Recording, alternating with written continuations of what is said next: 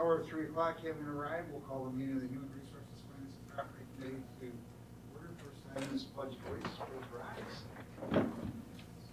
Pledge allegiance To the flag of the United States of America and to the republic for which it stands, one nation, under God, indivisible, with liberty and justice for all.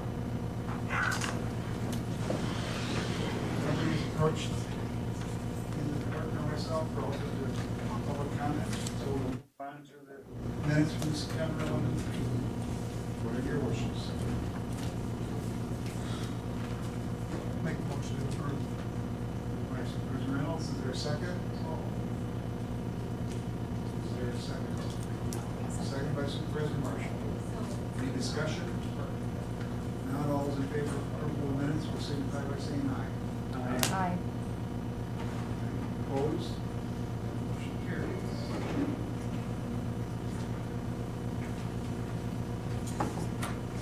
All right, we'll move on to policy issues discussion, potential determination. Discussion of the 2025 annual budget, development and policy recommendations. Does anybody have anything that they'd like to talk about relative to policy within the budget?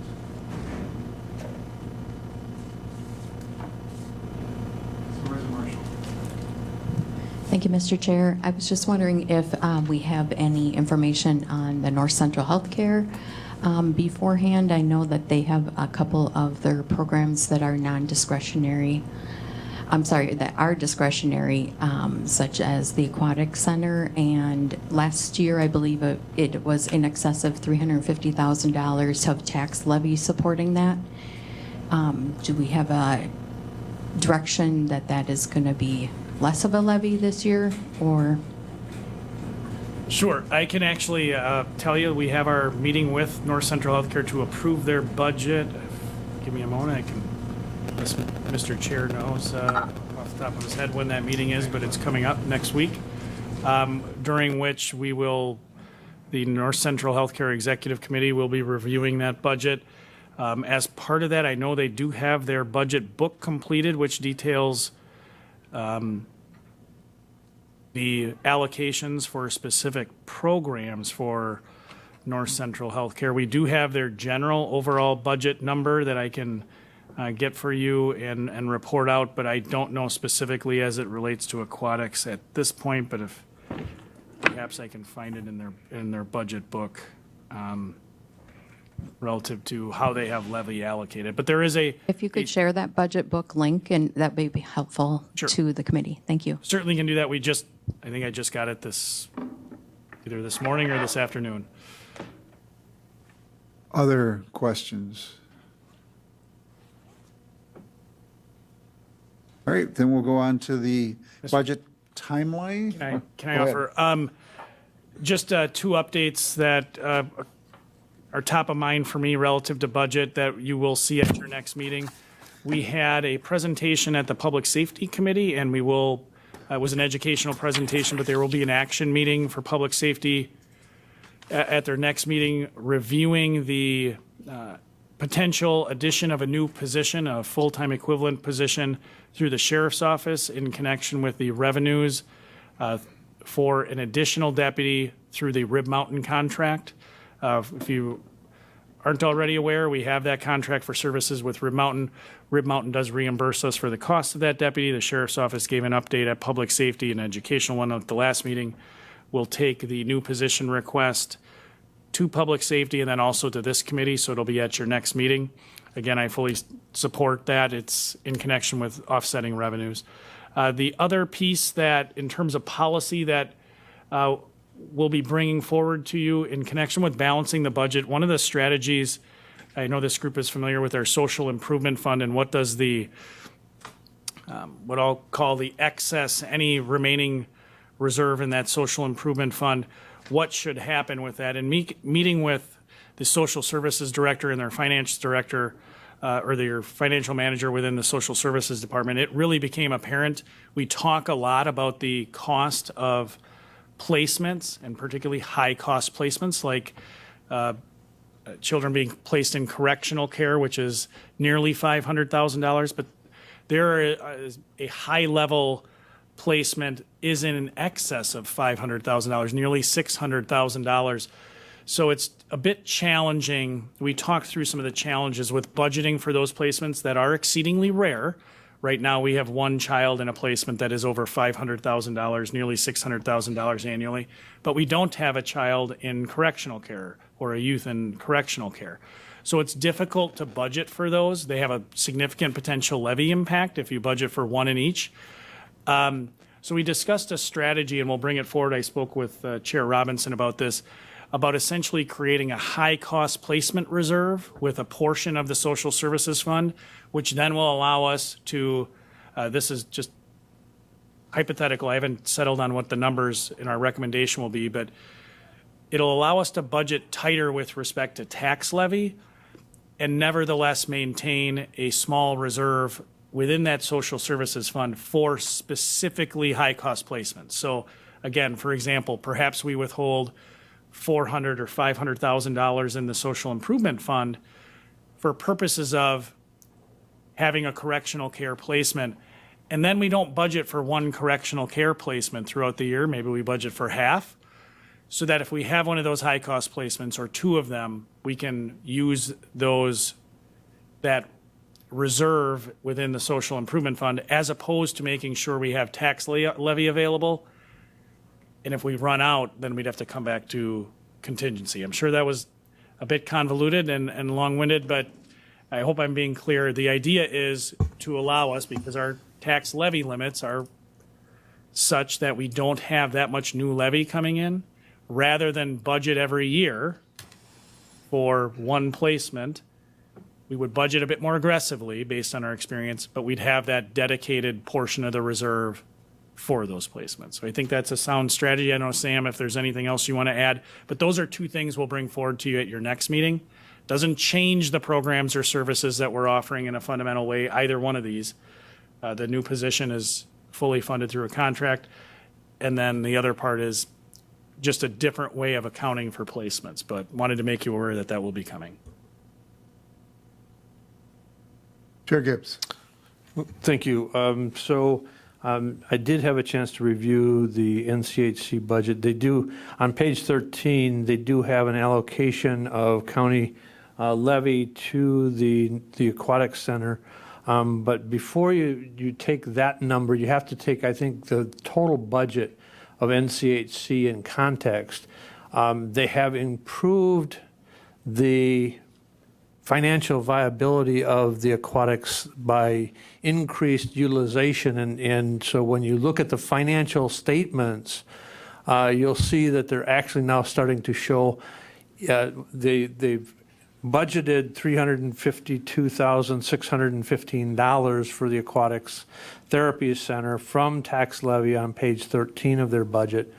The one thing that I would caution is, without taking into consideration the financial viability of the program, which is now showing a profit, which the NCHC has strived to do, improve their financial positions because they have made an additional commitment to serving an additional $500,000 of the debt. And so the only way that they can do that is increasing profitability on various programs. And even though this is a non-required funded program, they have done substantially better with the staffing and the utilization of that facility. And they're actually showing in their financial statements a profit that's above and beyond the tax levy. So that's assisting them in being able to pay the additional $500,000 of debt in next year's budget. Go ahead. So the net of the profit less the levy is what? Because aren't you saying that we're getting levy, but they're also making a profit with the support of the levy? So what is the net number for that? I don't have the numbers in front of me. Okay, thank you. We can look at that as the budget is rolled out over the next month. Anything else on that? All right. Budget timeline, included in the packet was updated budget timeline, and I just think it's important for us to keep those dates in mind. We're getting toward the end, and the administrator will be sitting down with the various standing committees in October to review their portion of the budget, and a presentation to us on October 9th. We will then look for amendments. There's a two-tiered process. We have the initial budget for publication in the paper. And so we'll deal with amendments and come up with a number that Sam will then take and have posted in the paper per our statutory requirements. And then we can't change that until after the public hearing, but we can prior to final adoption. So we get it from the administrator, we'll take an initial cut, take it out to a public hearing on November 7th, and then ultimately on the 12th, we'll adopt it in between the public hearing and the 12th, we'll be considering and making amendments. But what we'll take to the hearing is basically the administrator's budget plus the first round of changes that come through this committee prior to publication. Is that clear? Supervisor Marshall. Thank you. For the CIP, we received initial numbers on August 20th. Are we going to receive an update on that before the budget is released? I haven't had the opportunity to speak with Chris on kind of where we're at with respect to CIP, but your next meeting is The 9th. the 9th. So, I mean, you'll certainly get it at that point. I don't know if I can, I'll talk to Chris and see if we can get you something preliminary to that. Other questions relative to the process? So again, rollout in October, presentation to us on October 9th. We'll accept it, and then it becomes our budget, and then we will look at an initial round of potential changes that will then go to publication.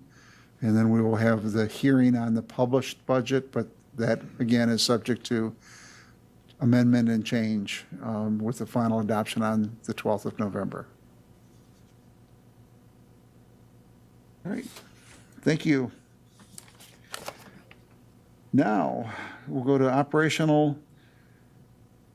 I'm wondering, in light of the fact that we have, should we jump to 7 educational items and then back to the closed session items out of respect for the people that are here? And if there's no objection, we will jump down to tax delinquent property update, including an update on the NREM process. Mike? Thank you, Mr. Chair. I will start with the in-rem process update. If you'll recall, we updated our Marathon County Code of Ordinances last year to allow us an additional pathway to address tax delinquent properties. That's through what's called an in-rem process. Basically, it allows us to foreclose on multiple properties in one court filing. We started that process and we're aiming towards having court hearings last November, and we actually have our first court hearing next week. So you may be wondering, that sounds like a long time, and no, that's not just the normal court process. That was a few changes in law that we had to deal with. Acts 216 and 207 passed by the Wisconsin legislature changed a few procedural aspects of how we deal with tax delinquent properties. And then we also had some learning curves as far as it was our first tax foreclosure filing, and we wanted to make sure we got it right. So we have our first and hopefully last court hearing on the first set of properties. That is next Wednesday, the 25th.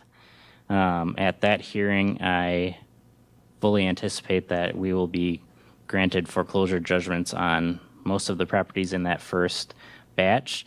The first batch of properties was originally a list of 50. due to some work from Connie and her team, we actually only had to take 21 of those 50 to court because the majority of the rest paid their taxes, which is always our goal. Out of the 21 that we filed for court, 2 additional paid in full after we filed.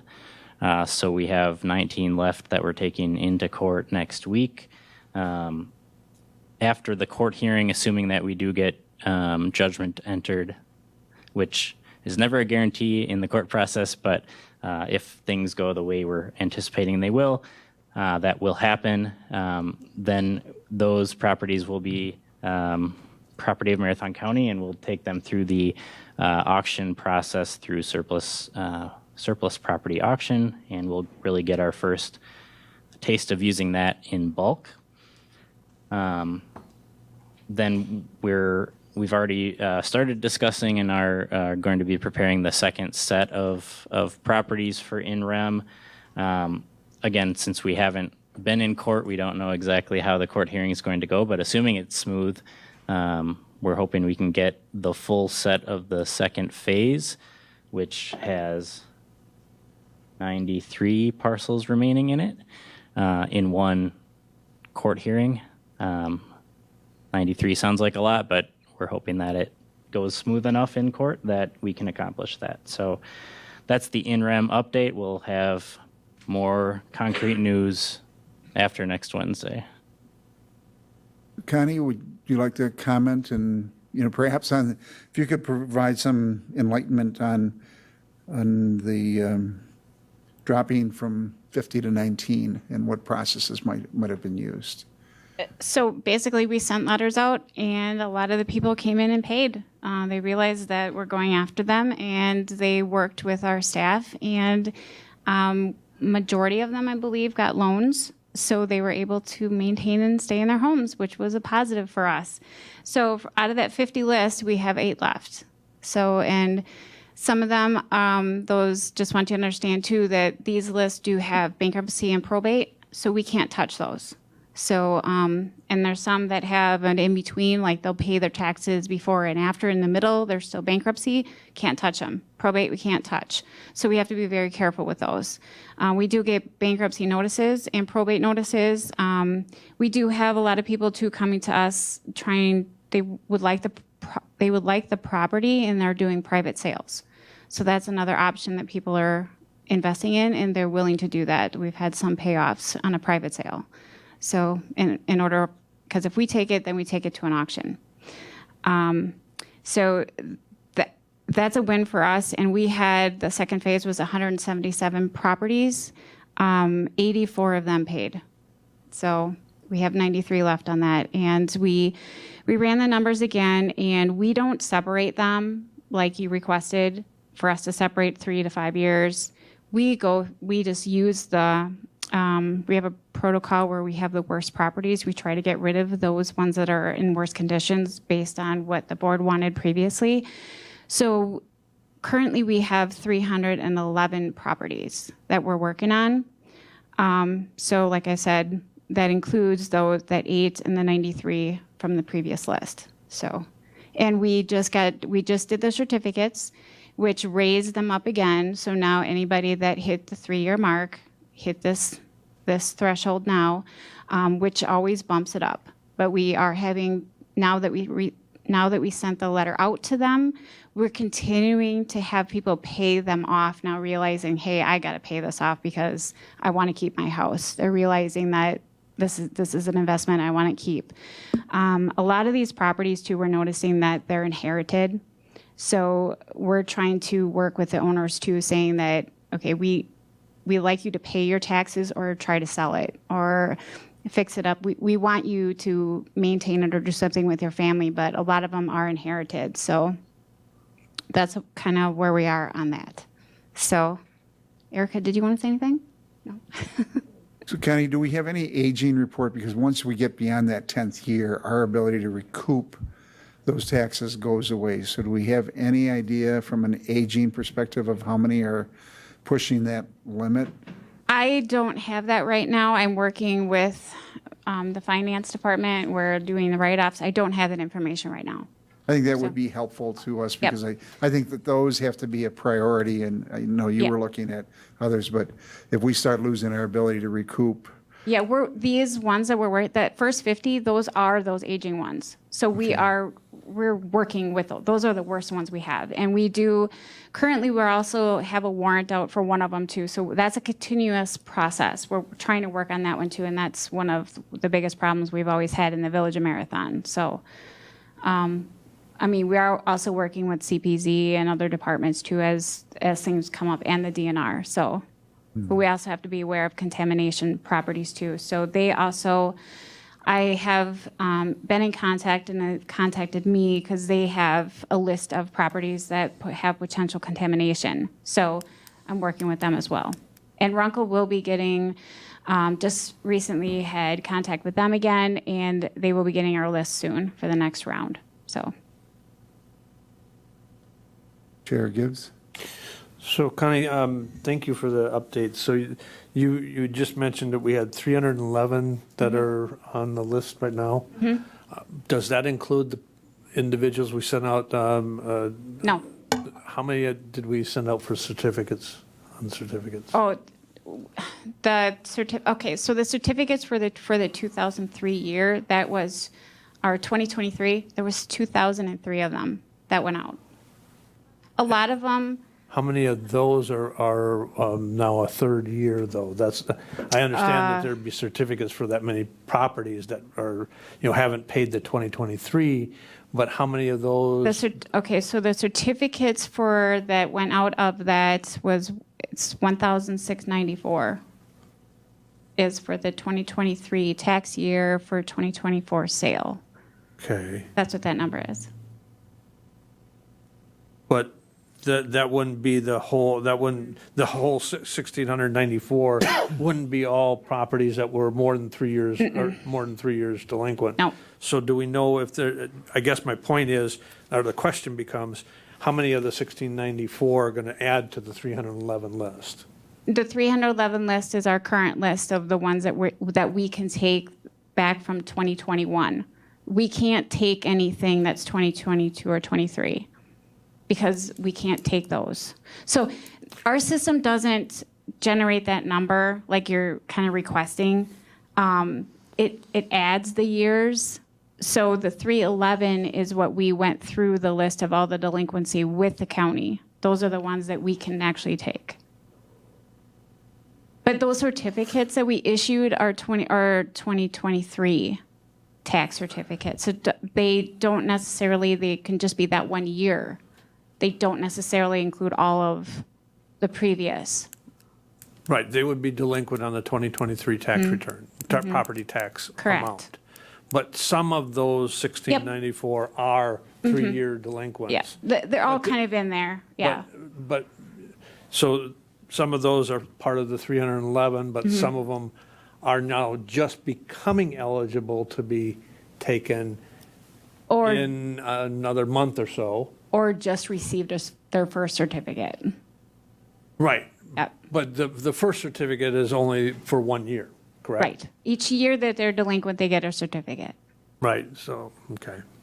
But I guess I'm still not getting to the question is, how many are we going to be effectively adding that became 3 years delinquent in 2023? I don't know that number right now. Okay. Let me just, again, I know that in my previous life, I worked with Lorraine and Lauren Brumberg from the DNR. Lauren was the Brownfield coordinator for the Western region of the remediation redevelopment program. We would look at the tax delinquent contaminated property list, and I think that there's probably a number of programs that could be available to help fund some of the remediation and cleanup and working with developers. So I would encourage us not to exclude those properties, but rather to explore ways of trying to address the issues at those properties, because if it's not, it tends to leach into the groundwater and spread beyond the property. So I would be happy to work with you and probably bring in some other people. And there's both federal and state dollars available for those properties. I do also want to mention that in that list that I gave you, the total 311, we've identified 30 of those parcels are, we call them slivers. They're basically, it was not good surveying. So they're very tiny pieces of land that are adjacent. I mean, there's properties next to them. The problem is that they have, I guess the question for me is, the reason that they're on the tax bill is because those little slivers received a PIN number. So when they receive a PIN number, they receive a tax bill. And they're really tiny. And we have to try to look at addressing those, whether or not we're going to offer that to the adjacent homeowners. But then again, is there a survey cost? Because the survey was wrong. So I guess that I've already presented some of them to CPZ, but we're still looking into all of them. We just need to know how to proceed with it, because we do have to remove the PIN numbers in order for those to go away and then put them to a property, like the adjacent property owner. And I know a lot of the owners have said there's just a little piece of land here. I'm not going to pay for a survey to add that back to my land, or I don't want my taxes to go up. So we have to look at that. So. Well, we have the problem too with some of our county titled property where we have those remnant parcels that we may have acquired for right-of-way or other things. And there's, I think we could deal with those comprehensively and trying to adopt a policy. And I think we offer the slivers to the adjoining property owners, and if somebody doesn't want it, then we've got to figure out what to do with it. But there are many cases, there are multiple potential parties that may want, parties on both sides, or 3 sides, or 4 sides, depending on where it's located. But it's an issue we need to address. That sliver policy is, if you remember Dave Mack giving us that high-level overview of what we own as far as county property, that we have that as well. So maybe at some future meeting we could spend a little bit of time looking at how to address that. But thank you. Any questions go ahead, Gail. Thank you. I know you had said last time that you had collected $6 million in property taxes, and I believe Christie had said that takes us off taxes receivable. So do you have like a number on what has been collected? Hi, guys. I'm a little bit shy, but I'll let you know that total it is $12,185,009.82. So it's doubled. My staff is very good at what they do, and basically this money is just, because we pay out the municipalities, this money is, we're basically out this money because we pay out our municipalities, so this is just recouping our levy monies, so. Supervisor Limmer. Thank you, Mr. Chair. Is there a way to get those reports that you're referencing in the packet so we can see them in advance? Sure.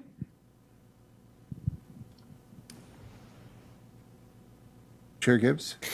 Connie, so we got to put that in context. I understand you've collected, and great job to collect 12 million in back accounts receivable, but where is our accounts receivable now? Again, obviously we added 1,694 properties, so that went both ways. We added some, and we received some. So do we know what the accounts receivable in back taxes was and what it is now?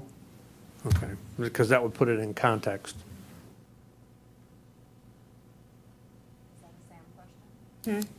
Christy usually answered that question.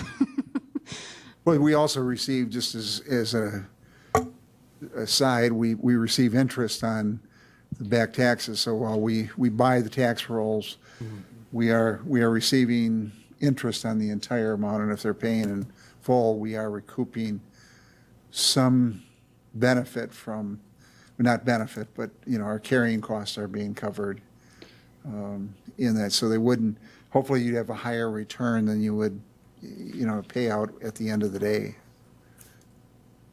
Go ahead. So I got that number from our journal entry report, which is done in Ascent Land Records. So every time that a payment comes in, whether it be online or if one of us enters it in, it goes into a code, an account number, and that it's based on from when Connie very first started. So I started from 2002 and went to 2022. And so those numbers are based upon those years. And each year it breaks down every penny that has been, regardless if it's delinquent, if it's current, that's how much money came in. So that's the total amount that's been collected. If we were to add in the 2023 taxes, I mean, it's a lot more. It's 140,751,000. So the amount that I added together was what Connie has and our team has collected. And as far as I know, 2002 is quite a long time ago, and that was collected since Connie has been in. So 2022 all the way through, we'll say 2015 is a pretty significant number too. So your question about how do we know the difference between what it was before and what it is now, I can probably put those numbers together with Sam and figure it out pretty quickly, because it's just a report that's pulled. It actually goes into Workday too, so everything that's in Ascent gets put into Workday and can be put into a report. Okay, thank That you. would be great.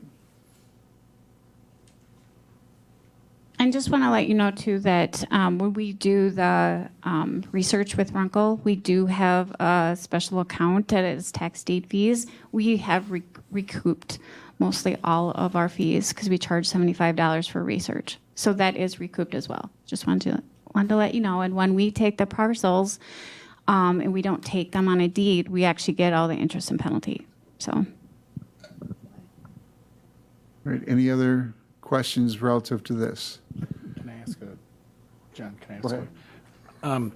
Connie and Erica, with the reports you referenced with the 311 properties on it, I take it you pull that out of Ascent, the list of delinquent parcels?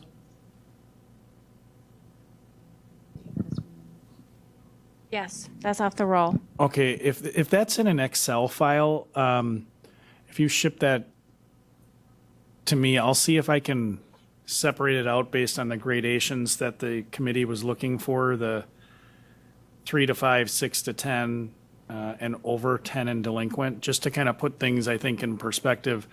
I think I appreciate the suggestion, Mr. Chair, that we identify a strategy to deal with the slivers. My sense, however, kind of building on what Connie referenced before, I think we might want we might want to discuss a more nuanced approach. I mean, the value of the sliver, I mean, they're irritating, because if you're anything like me, it's like seeing a spot or a stain on a white shirt, like it stands out. But quite honestly, you're not going to collect a whole lot of money from a sliver between two parcels. But as Connie alluded to, there are some kind of more high-profile parcels that we might want to move up the list and have a direction from this committee on how to do that. And I know this committee understands that, once it's more than 10 years delinquent, we're writing it off. So if you ship that, the long story, if you ship that my way, I'll see if I can either find somebody that's really good at Excel or work to fall to sleep to Excel on my time when not reviewing budget. But thanks again for the update. Thank you. Go ahead. And I do have one more thing to add that I'm super excited about. When I first started 3 years ago, we had 51 payment agreements for delinquent taxpayers to have the option to stay current with the current taxes and have a payment agreement that they would pay a certain amount each month or twice a month, however they wanted, if it was biweekly or once a month. I am currently down to 2. So we have one that's automatic payments, which is ACH, and then we have another family that comes in and they pay in person. And I actually enjoy having them come in person and talking with them and cheering them on and saying, you're doing good, you're doing good. And they're current with their current, and they keep on making their payments, even though it's $110 biweekly. It's still $110 biweekly that's coming off their delinquent taxes. I have had 5 that had canceled payment agreements because they weren't staying up to date. But still, to me, that's pretty significant having those people have satisfied agreements. And I have a spreadsheet of the satisfied as well. Great, thank you. Kim? So we started listing these properties with Wisconsin Surplus, and we've done 2 listings with them up to this point. Both of those were done back in the spring, and we have exhausted what we have right now pretty much to sell. So the first listing that we did, we sold 9 parcels, and we netted a total of $94,376 off of those parcels. The second batch, we sold 2 parcels for $72,750. So in all, we've listed 15 total parcels with Wisconsin Surplus. All but 3 of those parcels were taken prior to 2021, so we were able to go back and clean up some of our inventory that was just sitting for a long time. So of the 15 that we listed, we sold 11. 2 of those were the little remnants that we've had lowball offers on in the past. They've come in from time to time, and the committee has determined not to accept the bids on those. I think one of them, we got a $100 bid at one point, and the committee just said, no, that's not going to happen.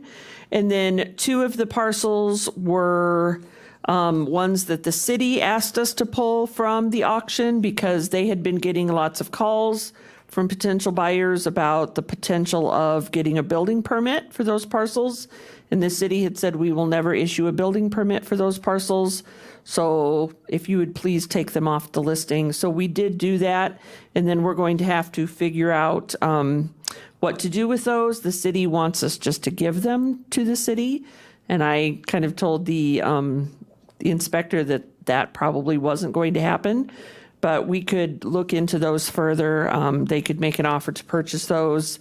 I know one is the city has a culvert through it, and they kind of maintain the property. The other one is a real low-lying, swampy area, and they said they would not issue a building permit for that. So I did give Wisconsin Surplus a heads up that we have another batch coming hopefully soon, and they are looking forward to working with us. They have been nothing but fabulous to work with, answered all of our questions. It is kind of a lengthy process to get the parcels listed with Wisconsin Surplus. They have a several-page document that we have to complete for each parcel. We have to have pictures. We have to have all kinds of things to add to the listing. So it is a little bit putsy to do that and time-consuming, but we will get them listed just as soon as they're given to us from the court process, and then we can just continue to get them sold and back on the tax rolls. Any questions? If not, thank you. So we'll periodically do updates on this, and we'll see what we can garner, what information we can garner through a an analysis of the spreadsheets, and keep you posted. All right, thank you all for those updates. All right, now we'll go back to item 6. 6A, would somebody like to read the motion?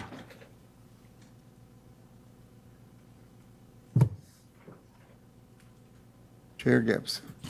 Make a motion to go into closed session. Roll call vote suggested pursuant to Wisconsin Statute 19.85, Parent 1, Parent E, and G, for the purposes of deliberating or negotiating the purchasing of public properties, the investing of public funds, or conducting other specific public business whenever competitive or bargaining reasons require a closed session, to wit, discussion of strategy regarding the upcoming collective bargaining with the Deputy Sheriff's Association and Health Insurance Plan renewal discussions, and to confer with legal counsel for the governing body who is rendering oral and/or written advice concerning strategy to be adopted by the body with respect to litigation in which it is or is likely to become involved, to wit, pursuing eviction of a tenant.